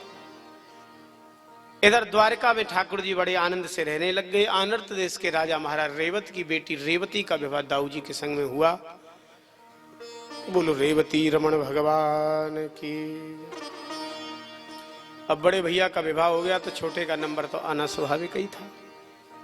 अच्छा, जो भी हमारे कन्हैया को देखने के लिए आवे ना, तो और क्षत्रिय जितने थे सब चिढ़ते थे भगवान से। वो पूछते कहाँ चले? बोले अपनी कन्या के लिए वर देखने चले। कहाँ? बोले द्वारिका। और बोले द्वारकाधीश से करोगे? वो तो भगोड़ा है, भगोड़ा भाग जाता है युद्ध में। कोई कोई तो कहता तुम्हें पता नहीं है, वो तो चोर भी है, एक नंबर का माखन चुराता था ब्रज में। अरे चीर भी चुराता है, चित्त भी चुराता है। एक निवेदन करें, कन्या का जो पिता होता है उस बेचारे का हृदय बड़ा कमजोर होता है। वो जहां देखने जाता है ना रिश्ता करने, वहां सब बात देखता है। पैसा भले ही ज्यादा लग जाए लेकिन लड़का अच्छा मिल जाए, हमारी बेटी बड़ी आनंद में रहे। और कई बार तो ऐसा होता है सगाई हो गई और खूब दहेज भी दे दिया उसने, और बीच में पता चला कि लड़का तो पीता है, तो फिर टेंशन हो जाती है। बोले भैया अब क्या करें, जो गया सो गया, छोड़ो दूसरा देखो। और कभी कभी ऐसा भी होता है कि एक गांव में कई लोगों के विभाग लायक लड़के हों और एक रिश्ता आवे तो सब सोचते हैं हमारी का ही कर जाए। होता होगा कि नहीं ऐसा भगवत पंडित जी? अच्छा, करेगा तो किसी एक का सबका तो हो नहीं सकता है।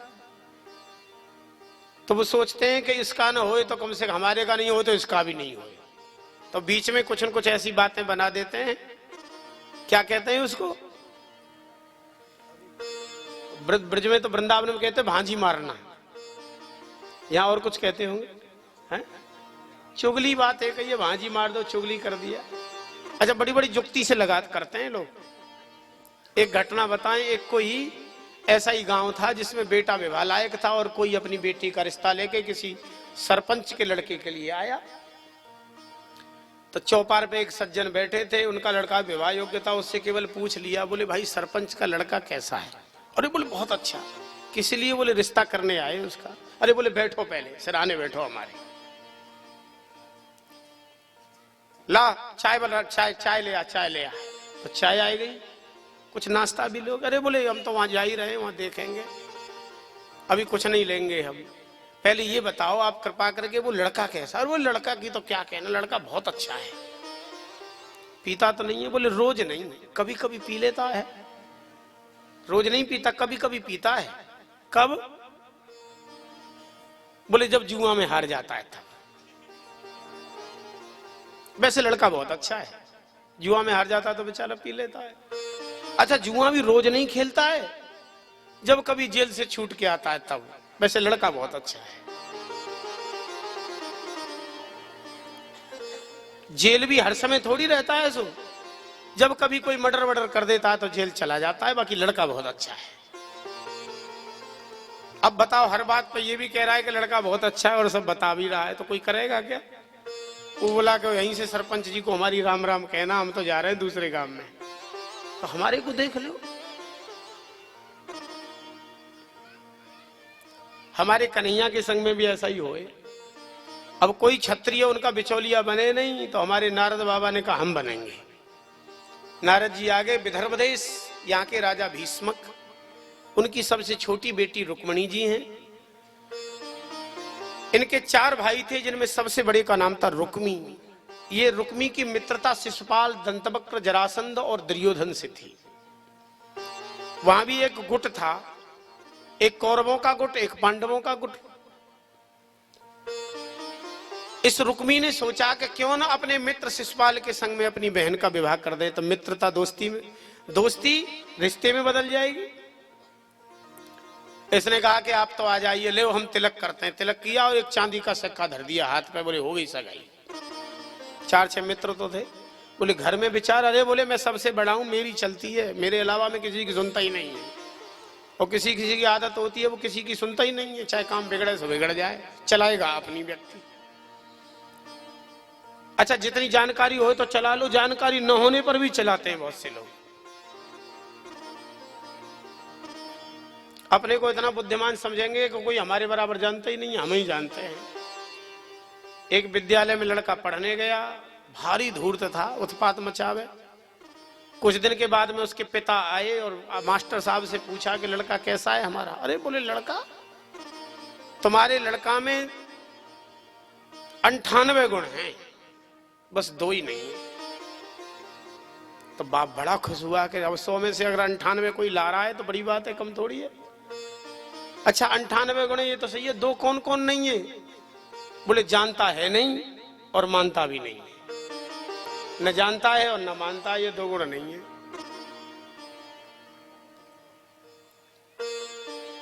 उसने कहा कि आप तो आओ बारात लेकर के सीधे। घर वालों ने जब सुना तो बड़े दुखी हुए, हाय उस धूर्त शिशुपाल के संग में। इसी बीच में नारद जी ने आकर के विदर्भाधिपति महाराज भीष्मक के दरबार में श्री कृष्ण के रूप और सौंदर्य और पराक्रम की चर्चा कर दी।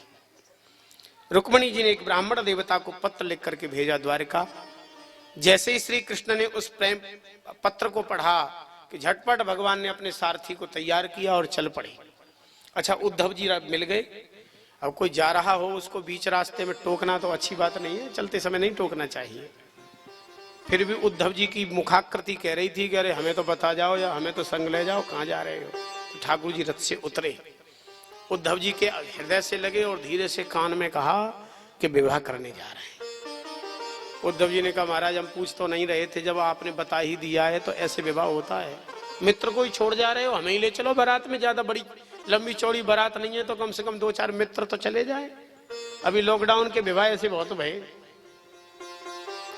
5 उस परिवार से आ गए, 5-7 इस परिवार से, 10-15 में तो खेल हो गया, विवाह हो गया, ले भारी विवाह हुए। ठाकुर जी ने कहा कि देखो भाई, कन्या के तरफ से रिश्ता पक्का और हमारे तरफ से भी स्वीकृति है, लेकिन बीच में कुछ अवरोध है, इसलिए भी बारात लेके जाना ठीक नहीं है। बारात का स्वागत होए नहीं होए भाई, अपना तो कुछ भी हो जाए, लेकिन जब बारात जाए तो सबका स्वागत अच्छा होना चाहिए। दाऊ जी महाराज ने जब इनकी खुसर पुरसुर सुनी तो दाऊ जी समझ गए कोई न कोई दाल में काला है। तो बड़ी सेना ले ली और थोड़ी दूर पर, भगवान इस रोड पर जा रहे हैं, रास्ते में तो 2-3 रोड छोड़ करके उनके संग संग दाऊ जी चल रहे हैं उनकी सुरक्षा में, क्योंकि बड़ा प्रेम था दाऊ जी का कन्हैया में। इधर बारात लेकर के शिशुपाल वहां पहुंच चुका था। बड़ी भारी सजावट थी कुंडनपुर की, लेकिन श्री कृष्ण के पहुंचते ही हलचल चालू।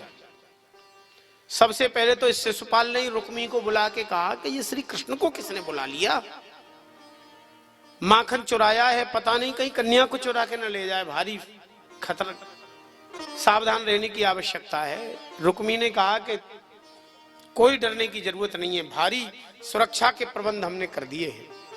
जहां रुक्मणी जी गौरी पूजन के लिए जाएं, वहां गजारोही रथारोही पैदल सैनिकों से सुरक्षित कर दिया था पूरा रास्ता। रुक्मणी जी ने गौरी जी का पूजन किया। देखा प्रियतम श्री कृष्ण नजदीक क्यों नहीं आ रहे हैं। थोड़ा घूंघट उठा के जैसे ही ऊपर देखा, जैसे किसी दीवार पर सेना का चित्र बना दिया गया हो, वैसे ही सब लोग स्तब्ध रह गए, क्योंकि साक्षात भगवती योगमाया प्रकृति ही तो है रुक्मणी जी। भगवान ने सबके बीच में प्रवेश किया, जैसे सैकड़ों सियारों के बीच में कोई सिंह गरजते हुए आवे। क्या बिगाड़ेंगे सियार, सियार माने गीदड़ कहते हैं, गीदड़। भगवान ने रुक्मणी जी को उठाया और रथ में बिठाया। जब काफी दूर लेके चले गए तो लोगों की नींद जैसी खुली, अरे ले गया ले गया ले गया, कन्या को भगा करके ले गया। शिशुपाल ने तो रोना चालू कर दिया, क्योंकि दूल्हा बन के तो स्वयं आया था।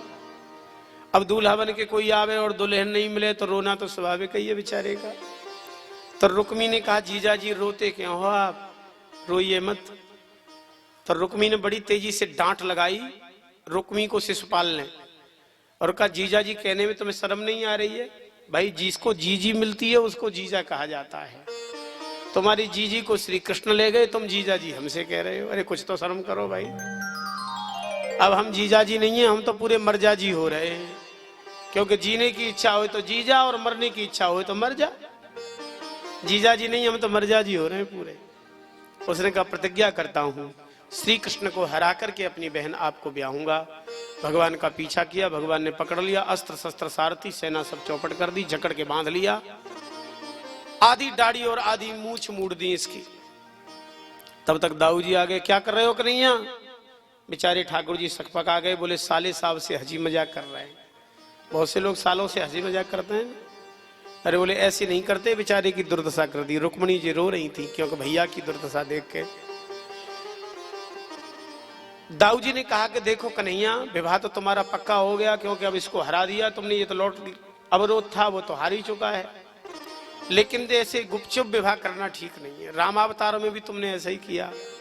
हम संग में थे क्योंकि छोटे भैया थे, कुछ कह तो पाए नहीं।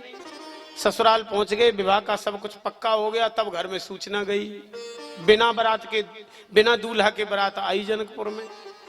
अरे यहाँ तो कम से कम दूल्हा बन के चलो, और हम दूल्हा के बड़े भैया पगड़ी पहन के आगे आगे चलेंगे तो हमारा भी तो मान बढ़ेगा। ठाकुर जी ने कहा जैसी भैया बड़े भैया आपकी इच्छा।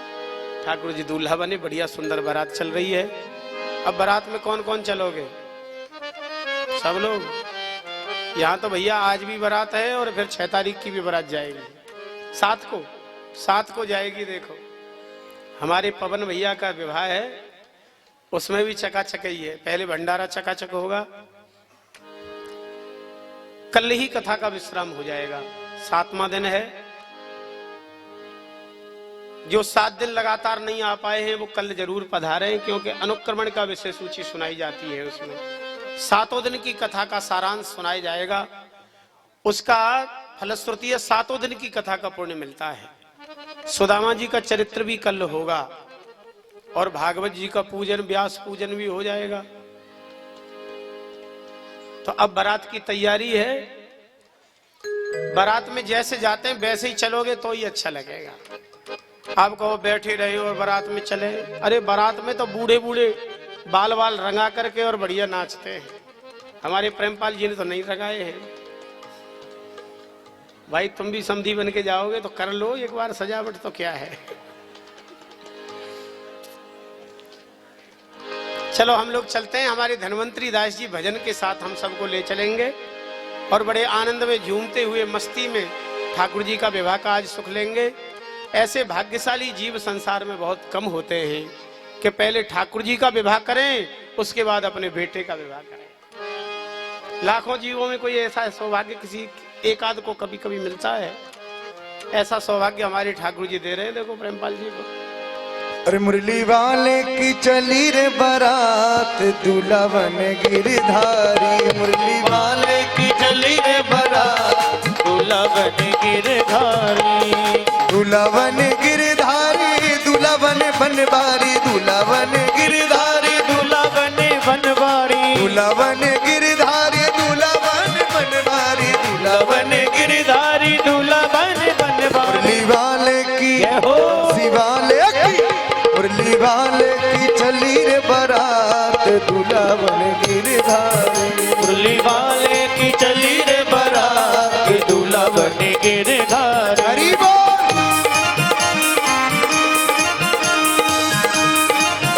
बोलो दूल्हा सरकार की।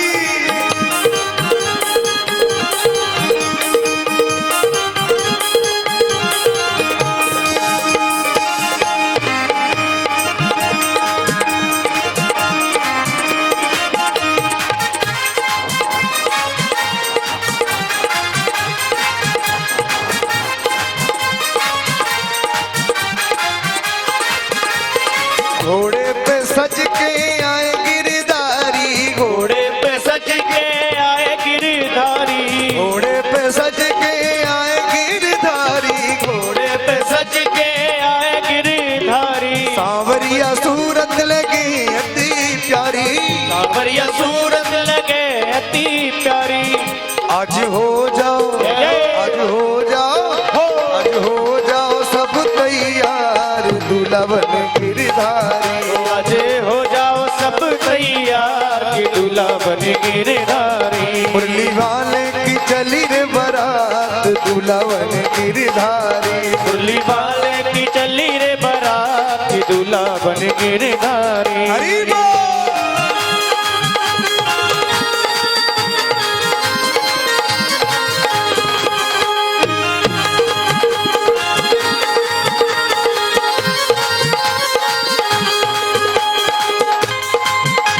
झूमते हुए सभी लोग दोनों हाथों की सेवा करें।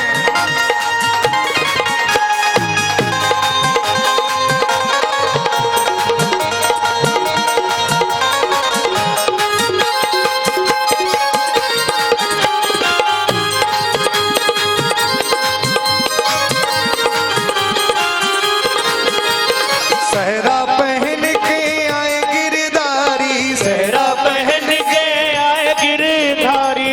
सहरा पहन के आए गिरधारी।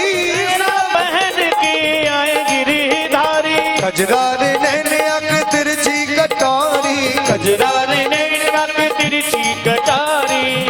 सब नाचो। अभी सब लोग नहीं नाच रहे, एक बार सभी लोग दोनों हाथों की सेवा करें। अरे सब नाचो मिलकर आए, दूल्हा बन गिरधारी। सब नाचो मिलकर आज दूल्हा बन गिरधारी। मुरली वाले की चली रे बारात, दूल्हा बन गिरधारी। मुरली वाले की चली रे बारात दूल्हा बन गिरधारी। ओ दूल्हा बन गिरधारी, दूल्हा बने बनवारी, दूल्हा बन गिरधारी, दूल्हा बने बनवारी। दूल्हा बन गिरधारी, दूल्हा बन बनवारी, दूल्हा बन गिरधारी। दूल्हा बने मुरली बनवारी। वाले की बंसी वाले, मुरली वाले की चली रे बारात, दूल्हा बन गिरधारी। मुरली वाले की चली रे बारात दूल्हा बन गिरधारी। हरी बोल।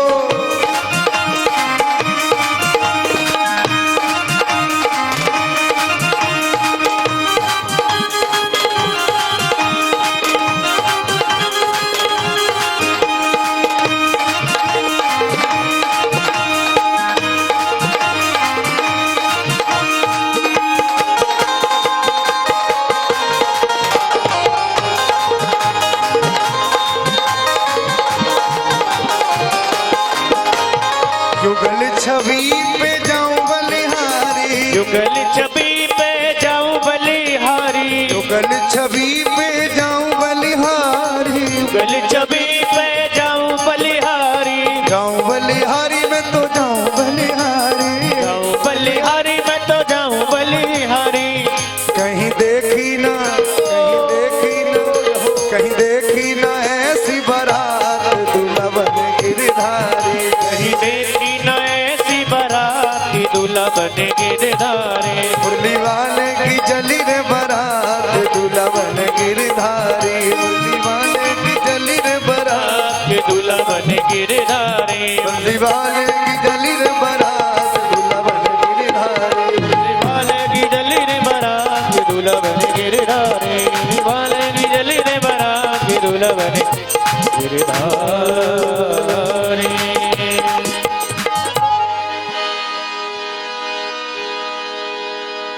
कि जोड़ी का जवाब नहीं, कि जोड़ी का जवाब नहीं। अरे दूल्हा बने हैं नंदलाल, दूल्हा बने हैं नंदलाल, कि जोड़ी का जवाब नहीं नहीं। दूल्हा बने हैं नंदलाल की जोड़ी का जवाब नहीं।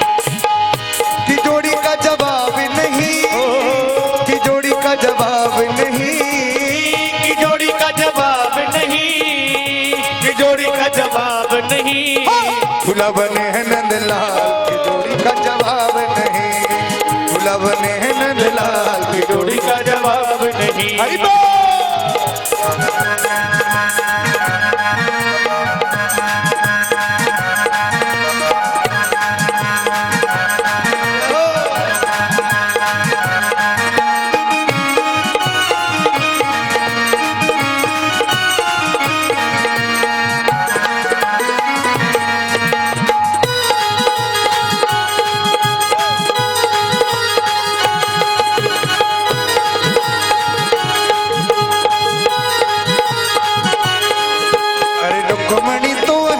कुंदनपुर की, रुक्मणी तो है कुंदनपुर की, रुक्मणी तो है कुंदनपुर की, रुक्मणी तो है कुंदनपुर की।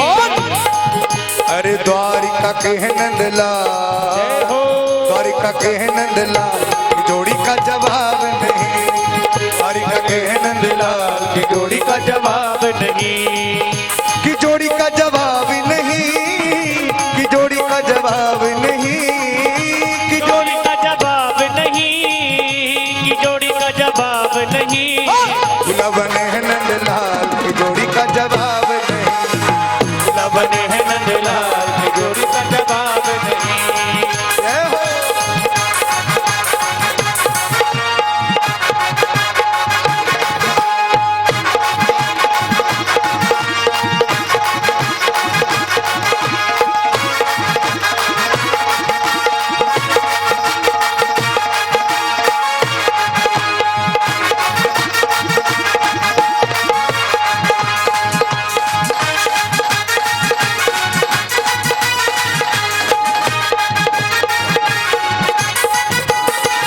अरे रुक्मणी पहरे लाल चुनरिया, रुक्मणी पहने लाल चुनरिया, रुक्मणी पहरे लाल चुनरिया, रुक्मणी पहने लाल चुनरिया। पीतांबर नंदलाल, पीतांबर नंदलाल की जोड़ी का जवाब नहीं, पीतांबर नंदलाल की जोड़ी का जवाब नहीं, ओ की जोड़ी का जवाब नहीं, की जोड़ी का जवाब नहीं, की जोड़ी का जवाब नहीं, की जोड़ी का जवाब। दोनों हाथ ऊपर करें और सभी लोग बोले क्या, दूल्हा बने हैं नंदलाल की जोड़ी का जवाब नहीं, दूल्हा बने हैं नंदलाल की जोड़ी का जवाब। और हमारी रुक्मणी जी कैसे हैं, रुक्मणी तो है भोली भाली, रुक्मणी तो है भोली भाली, रुक्मणी तो है भोली भाली, रुक्मणी तो है भोली भाली, रुक्मणी तो है भोली भाली, रुक्मणी तो है भोली भाली। नटखट है नंदलाल, जय हो। नटखट है नंदलाल के जोड़ी का जवाब नहीं, नटखट है नंदलाल की जोड़ी का जवाब नहीं, ओ की जोड़ी का जवाब नहीं, की जोड़ी का जवाब नहीं, की जोड़ी का जवाब नहीं, की जोड़ी का जवाब नहीं।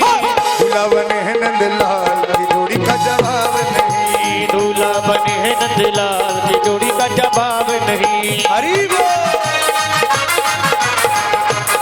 सभी लोग झूमते हुए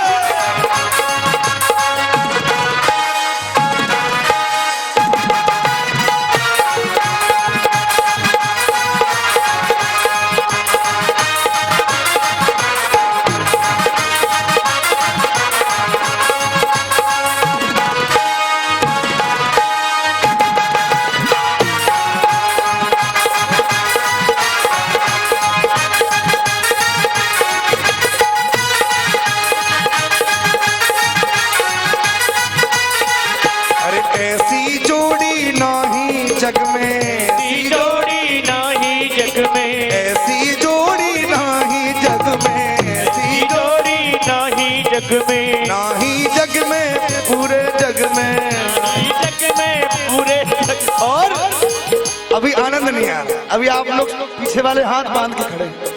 अरे जिन्हें नाचना नहीं आता एक बार दोनों हाथ ऊपर उठा दो सभी लोग। अरे नाचो रे नाचो दे दे ताल की जोड़ी का जवाब नहीं, नाचो रे नाचो दे दे ताल की जोड़ी का जवाब नहीं, नाचो रे नाचो दे दे ताल की जोड़ी का जवाब नहीं, की जोड़ी का जवाब नहीं, ओ की जोड़ी का जवाब नहीं, की जोड़ी का जवाब नहीं, की जोड़ी का जवाब नहीं, की जोड़ी का जवाब नहीं। दूल्हा बने हैं नंदलाल की जोड़ी का जवाब नहीं, दूल्हा बने हैं नंदलाल की जोड़ी का जवाब नहीं, दूल्हा बने हैं नंदलाल की जोड़ी का जवाब नहीं। और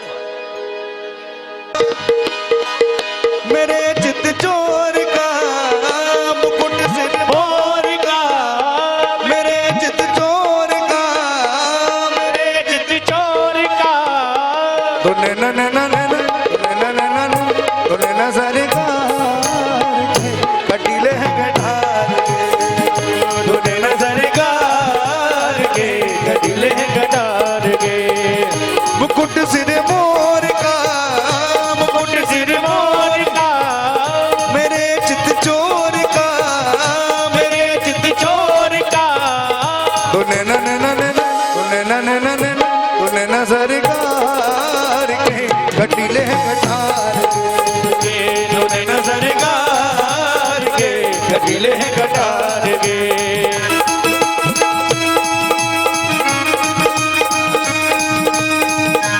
सभी लोग आनंद के साथ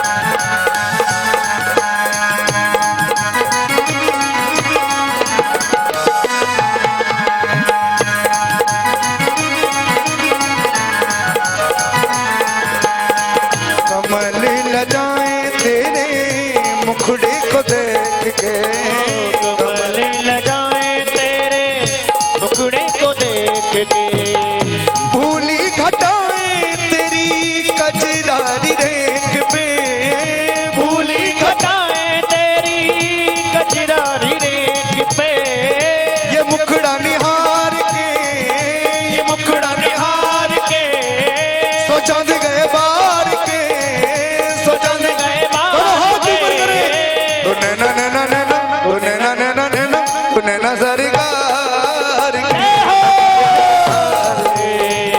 दुने न सरकार के कटीले हैं कटार के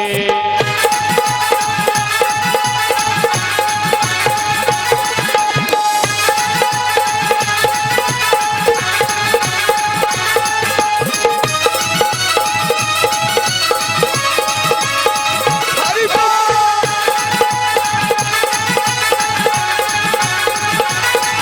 अरे कुर्बान जाऊं तेरी बाकी अदाओं पर कुर्बान जाऊं तेरी बाकी अदाओं पर कुर्बान जाऊं तेरी बाकी अदाओं पर कुर्बान जाऊं तेरी बाकी अदाओं पर पास मेरे आजा तो है भर झूमे बाहों में पास मेरे आजा तो है भर लूं मैं बाहों में जमाने को बिसार के जमाने को बिसार के जमाने को बिसार के जमाने को बिसार के कहा ये पुकार के कहा है पुकार के क्या कहा है अंतिम बात एक बार फिर बस दोनों हाथ कल से नहीं कराएंगे आज ही कर लो केवल अरे दुने न न न न न दुने न न न न न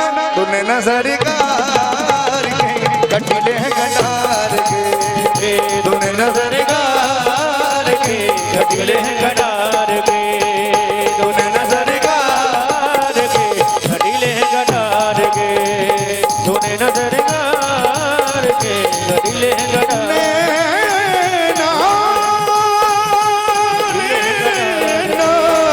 कटीले हैं कटार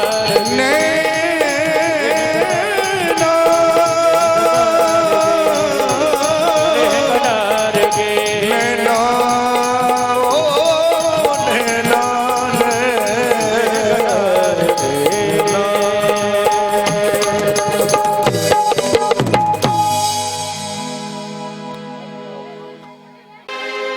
रुक्मणी रमण भगवान करे तेरी आरती रुक्मणी रमण भगवान करे तेरी आरती रुक्मणी रमण भगवान करे तेरी आरती आना करे तेरी आरती करे तेरी आरती मोहन करे तेरी आरती मोहन करे तेरी आरती रुक्मणी रमण भगवान करे तेरी आरती रुक्मणी रमण भगवान करे तेरी आरती सिर पर सुंदर मुकुट विराजे पर सुंदर मुकुट विराजे गले में जलती माला साजे बैजंती माला सा होठों पे मधुर मुस्कान करे तेरी आरती होठों पे मधुर मुस्कान करे तेरी आरती रुक्मणी रमण भगवान करे तेरी आरती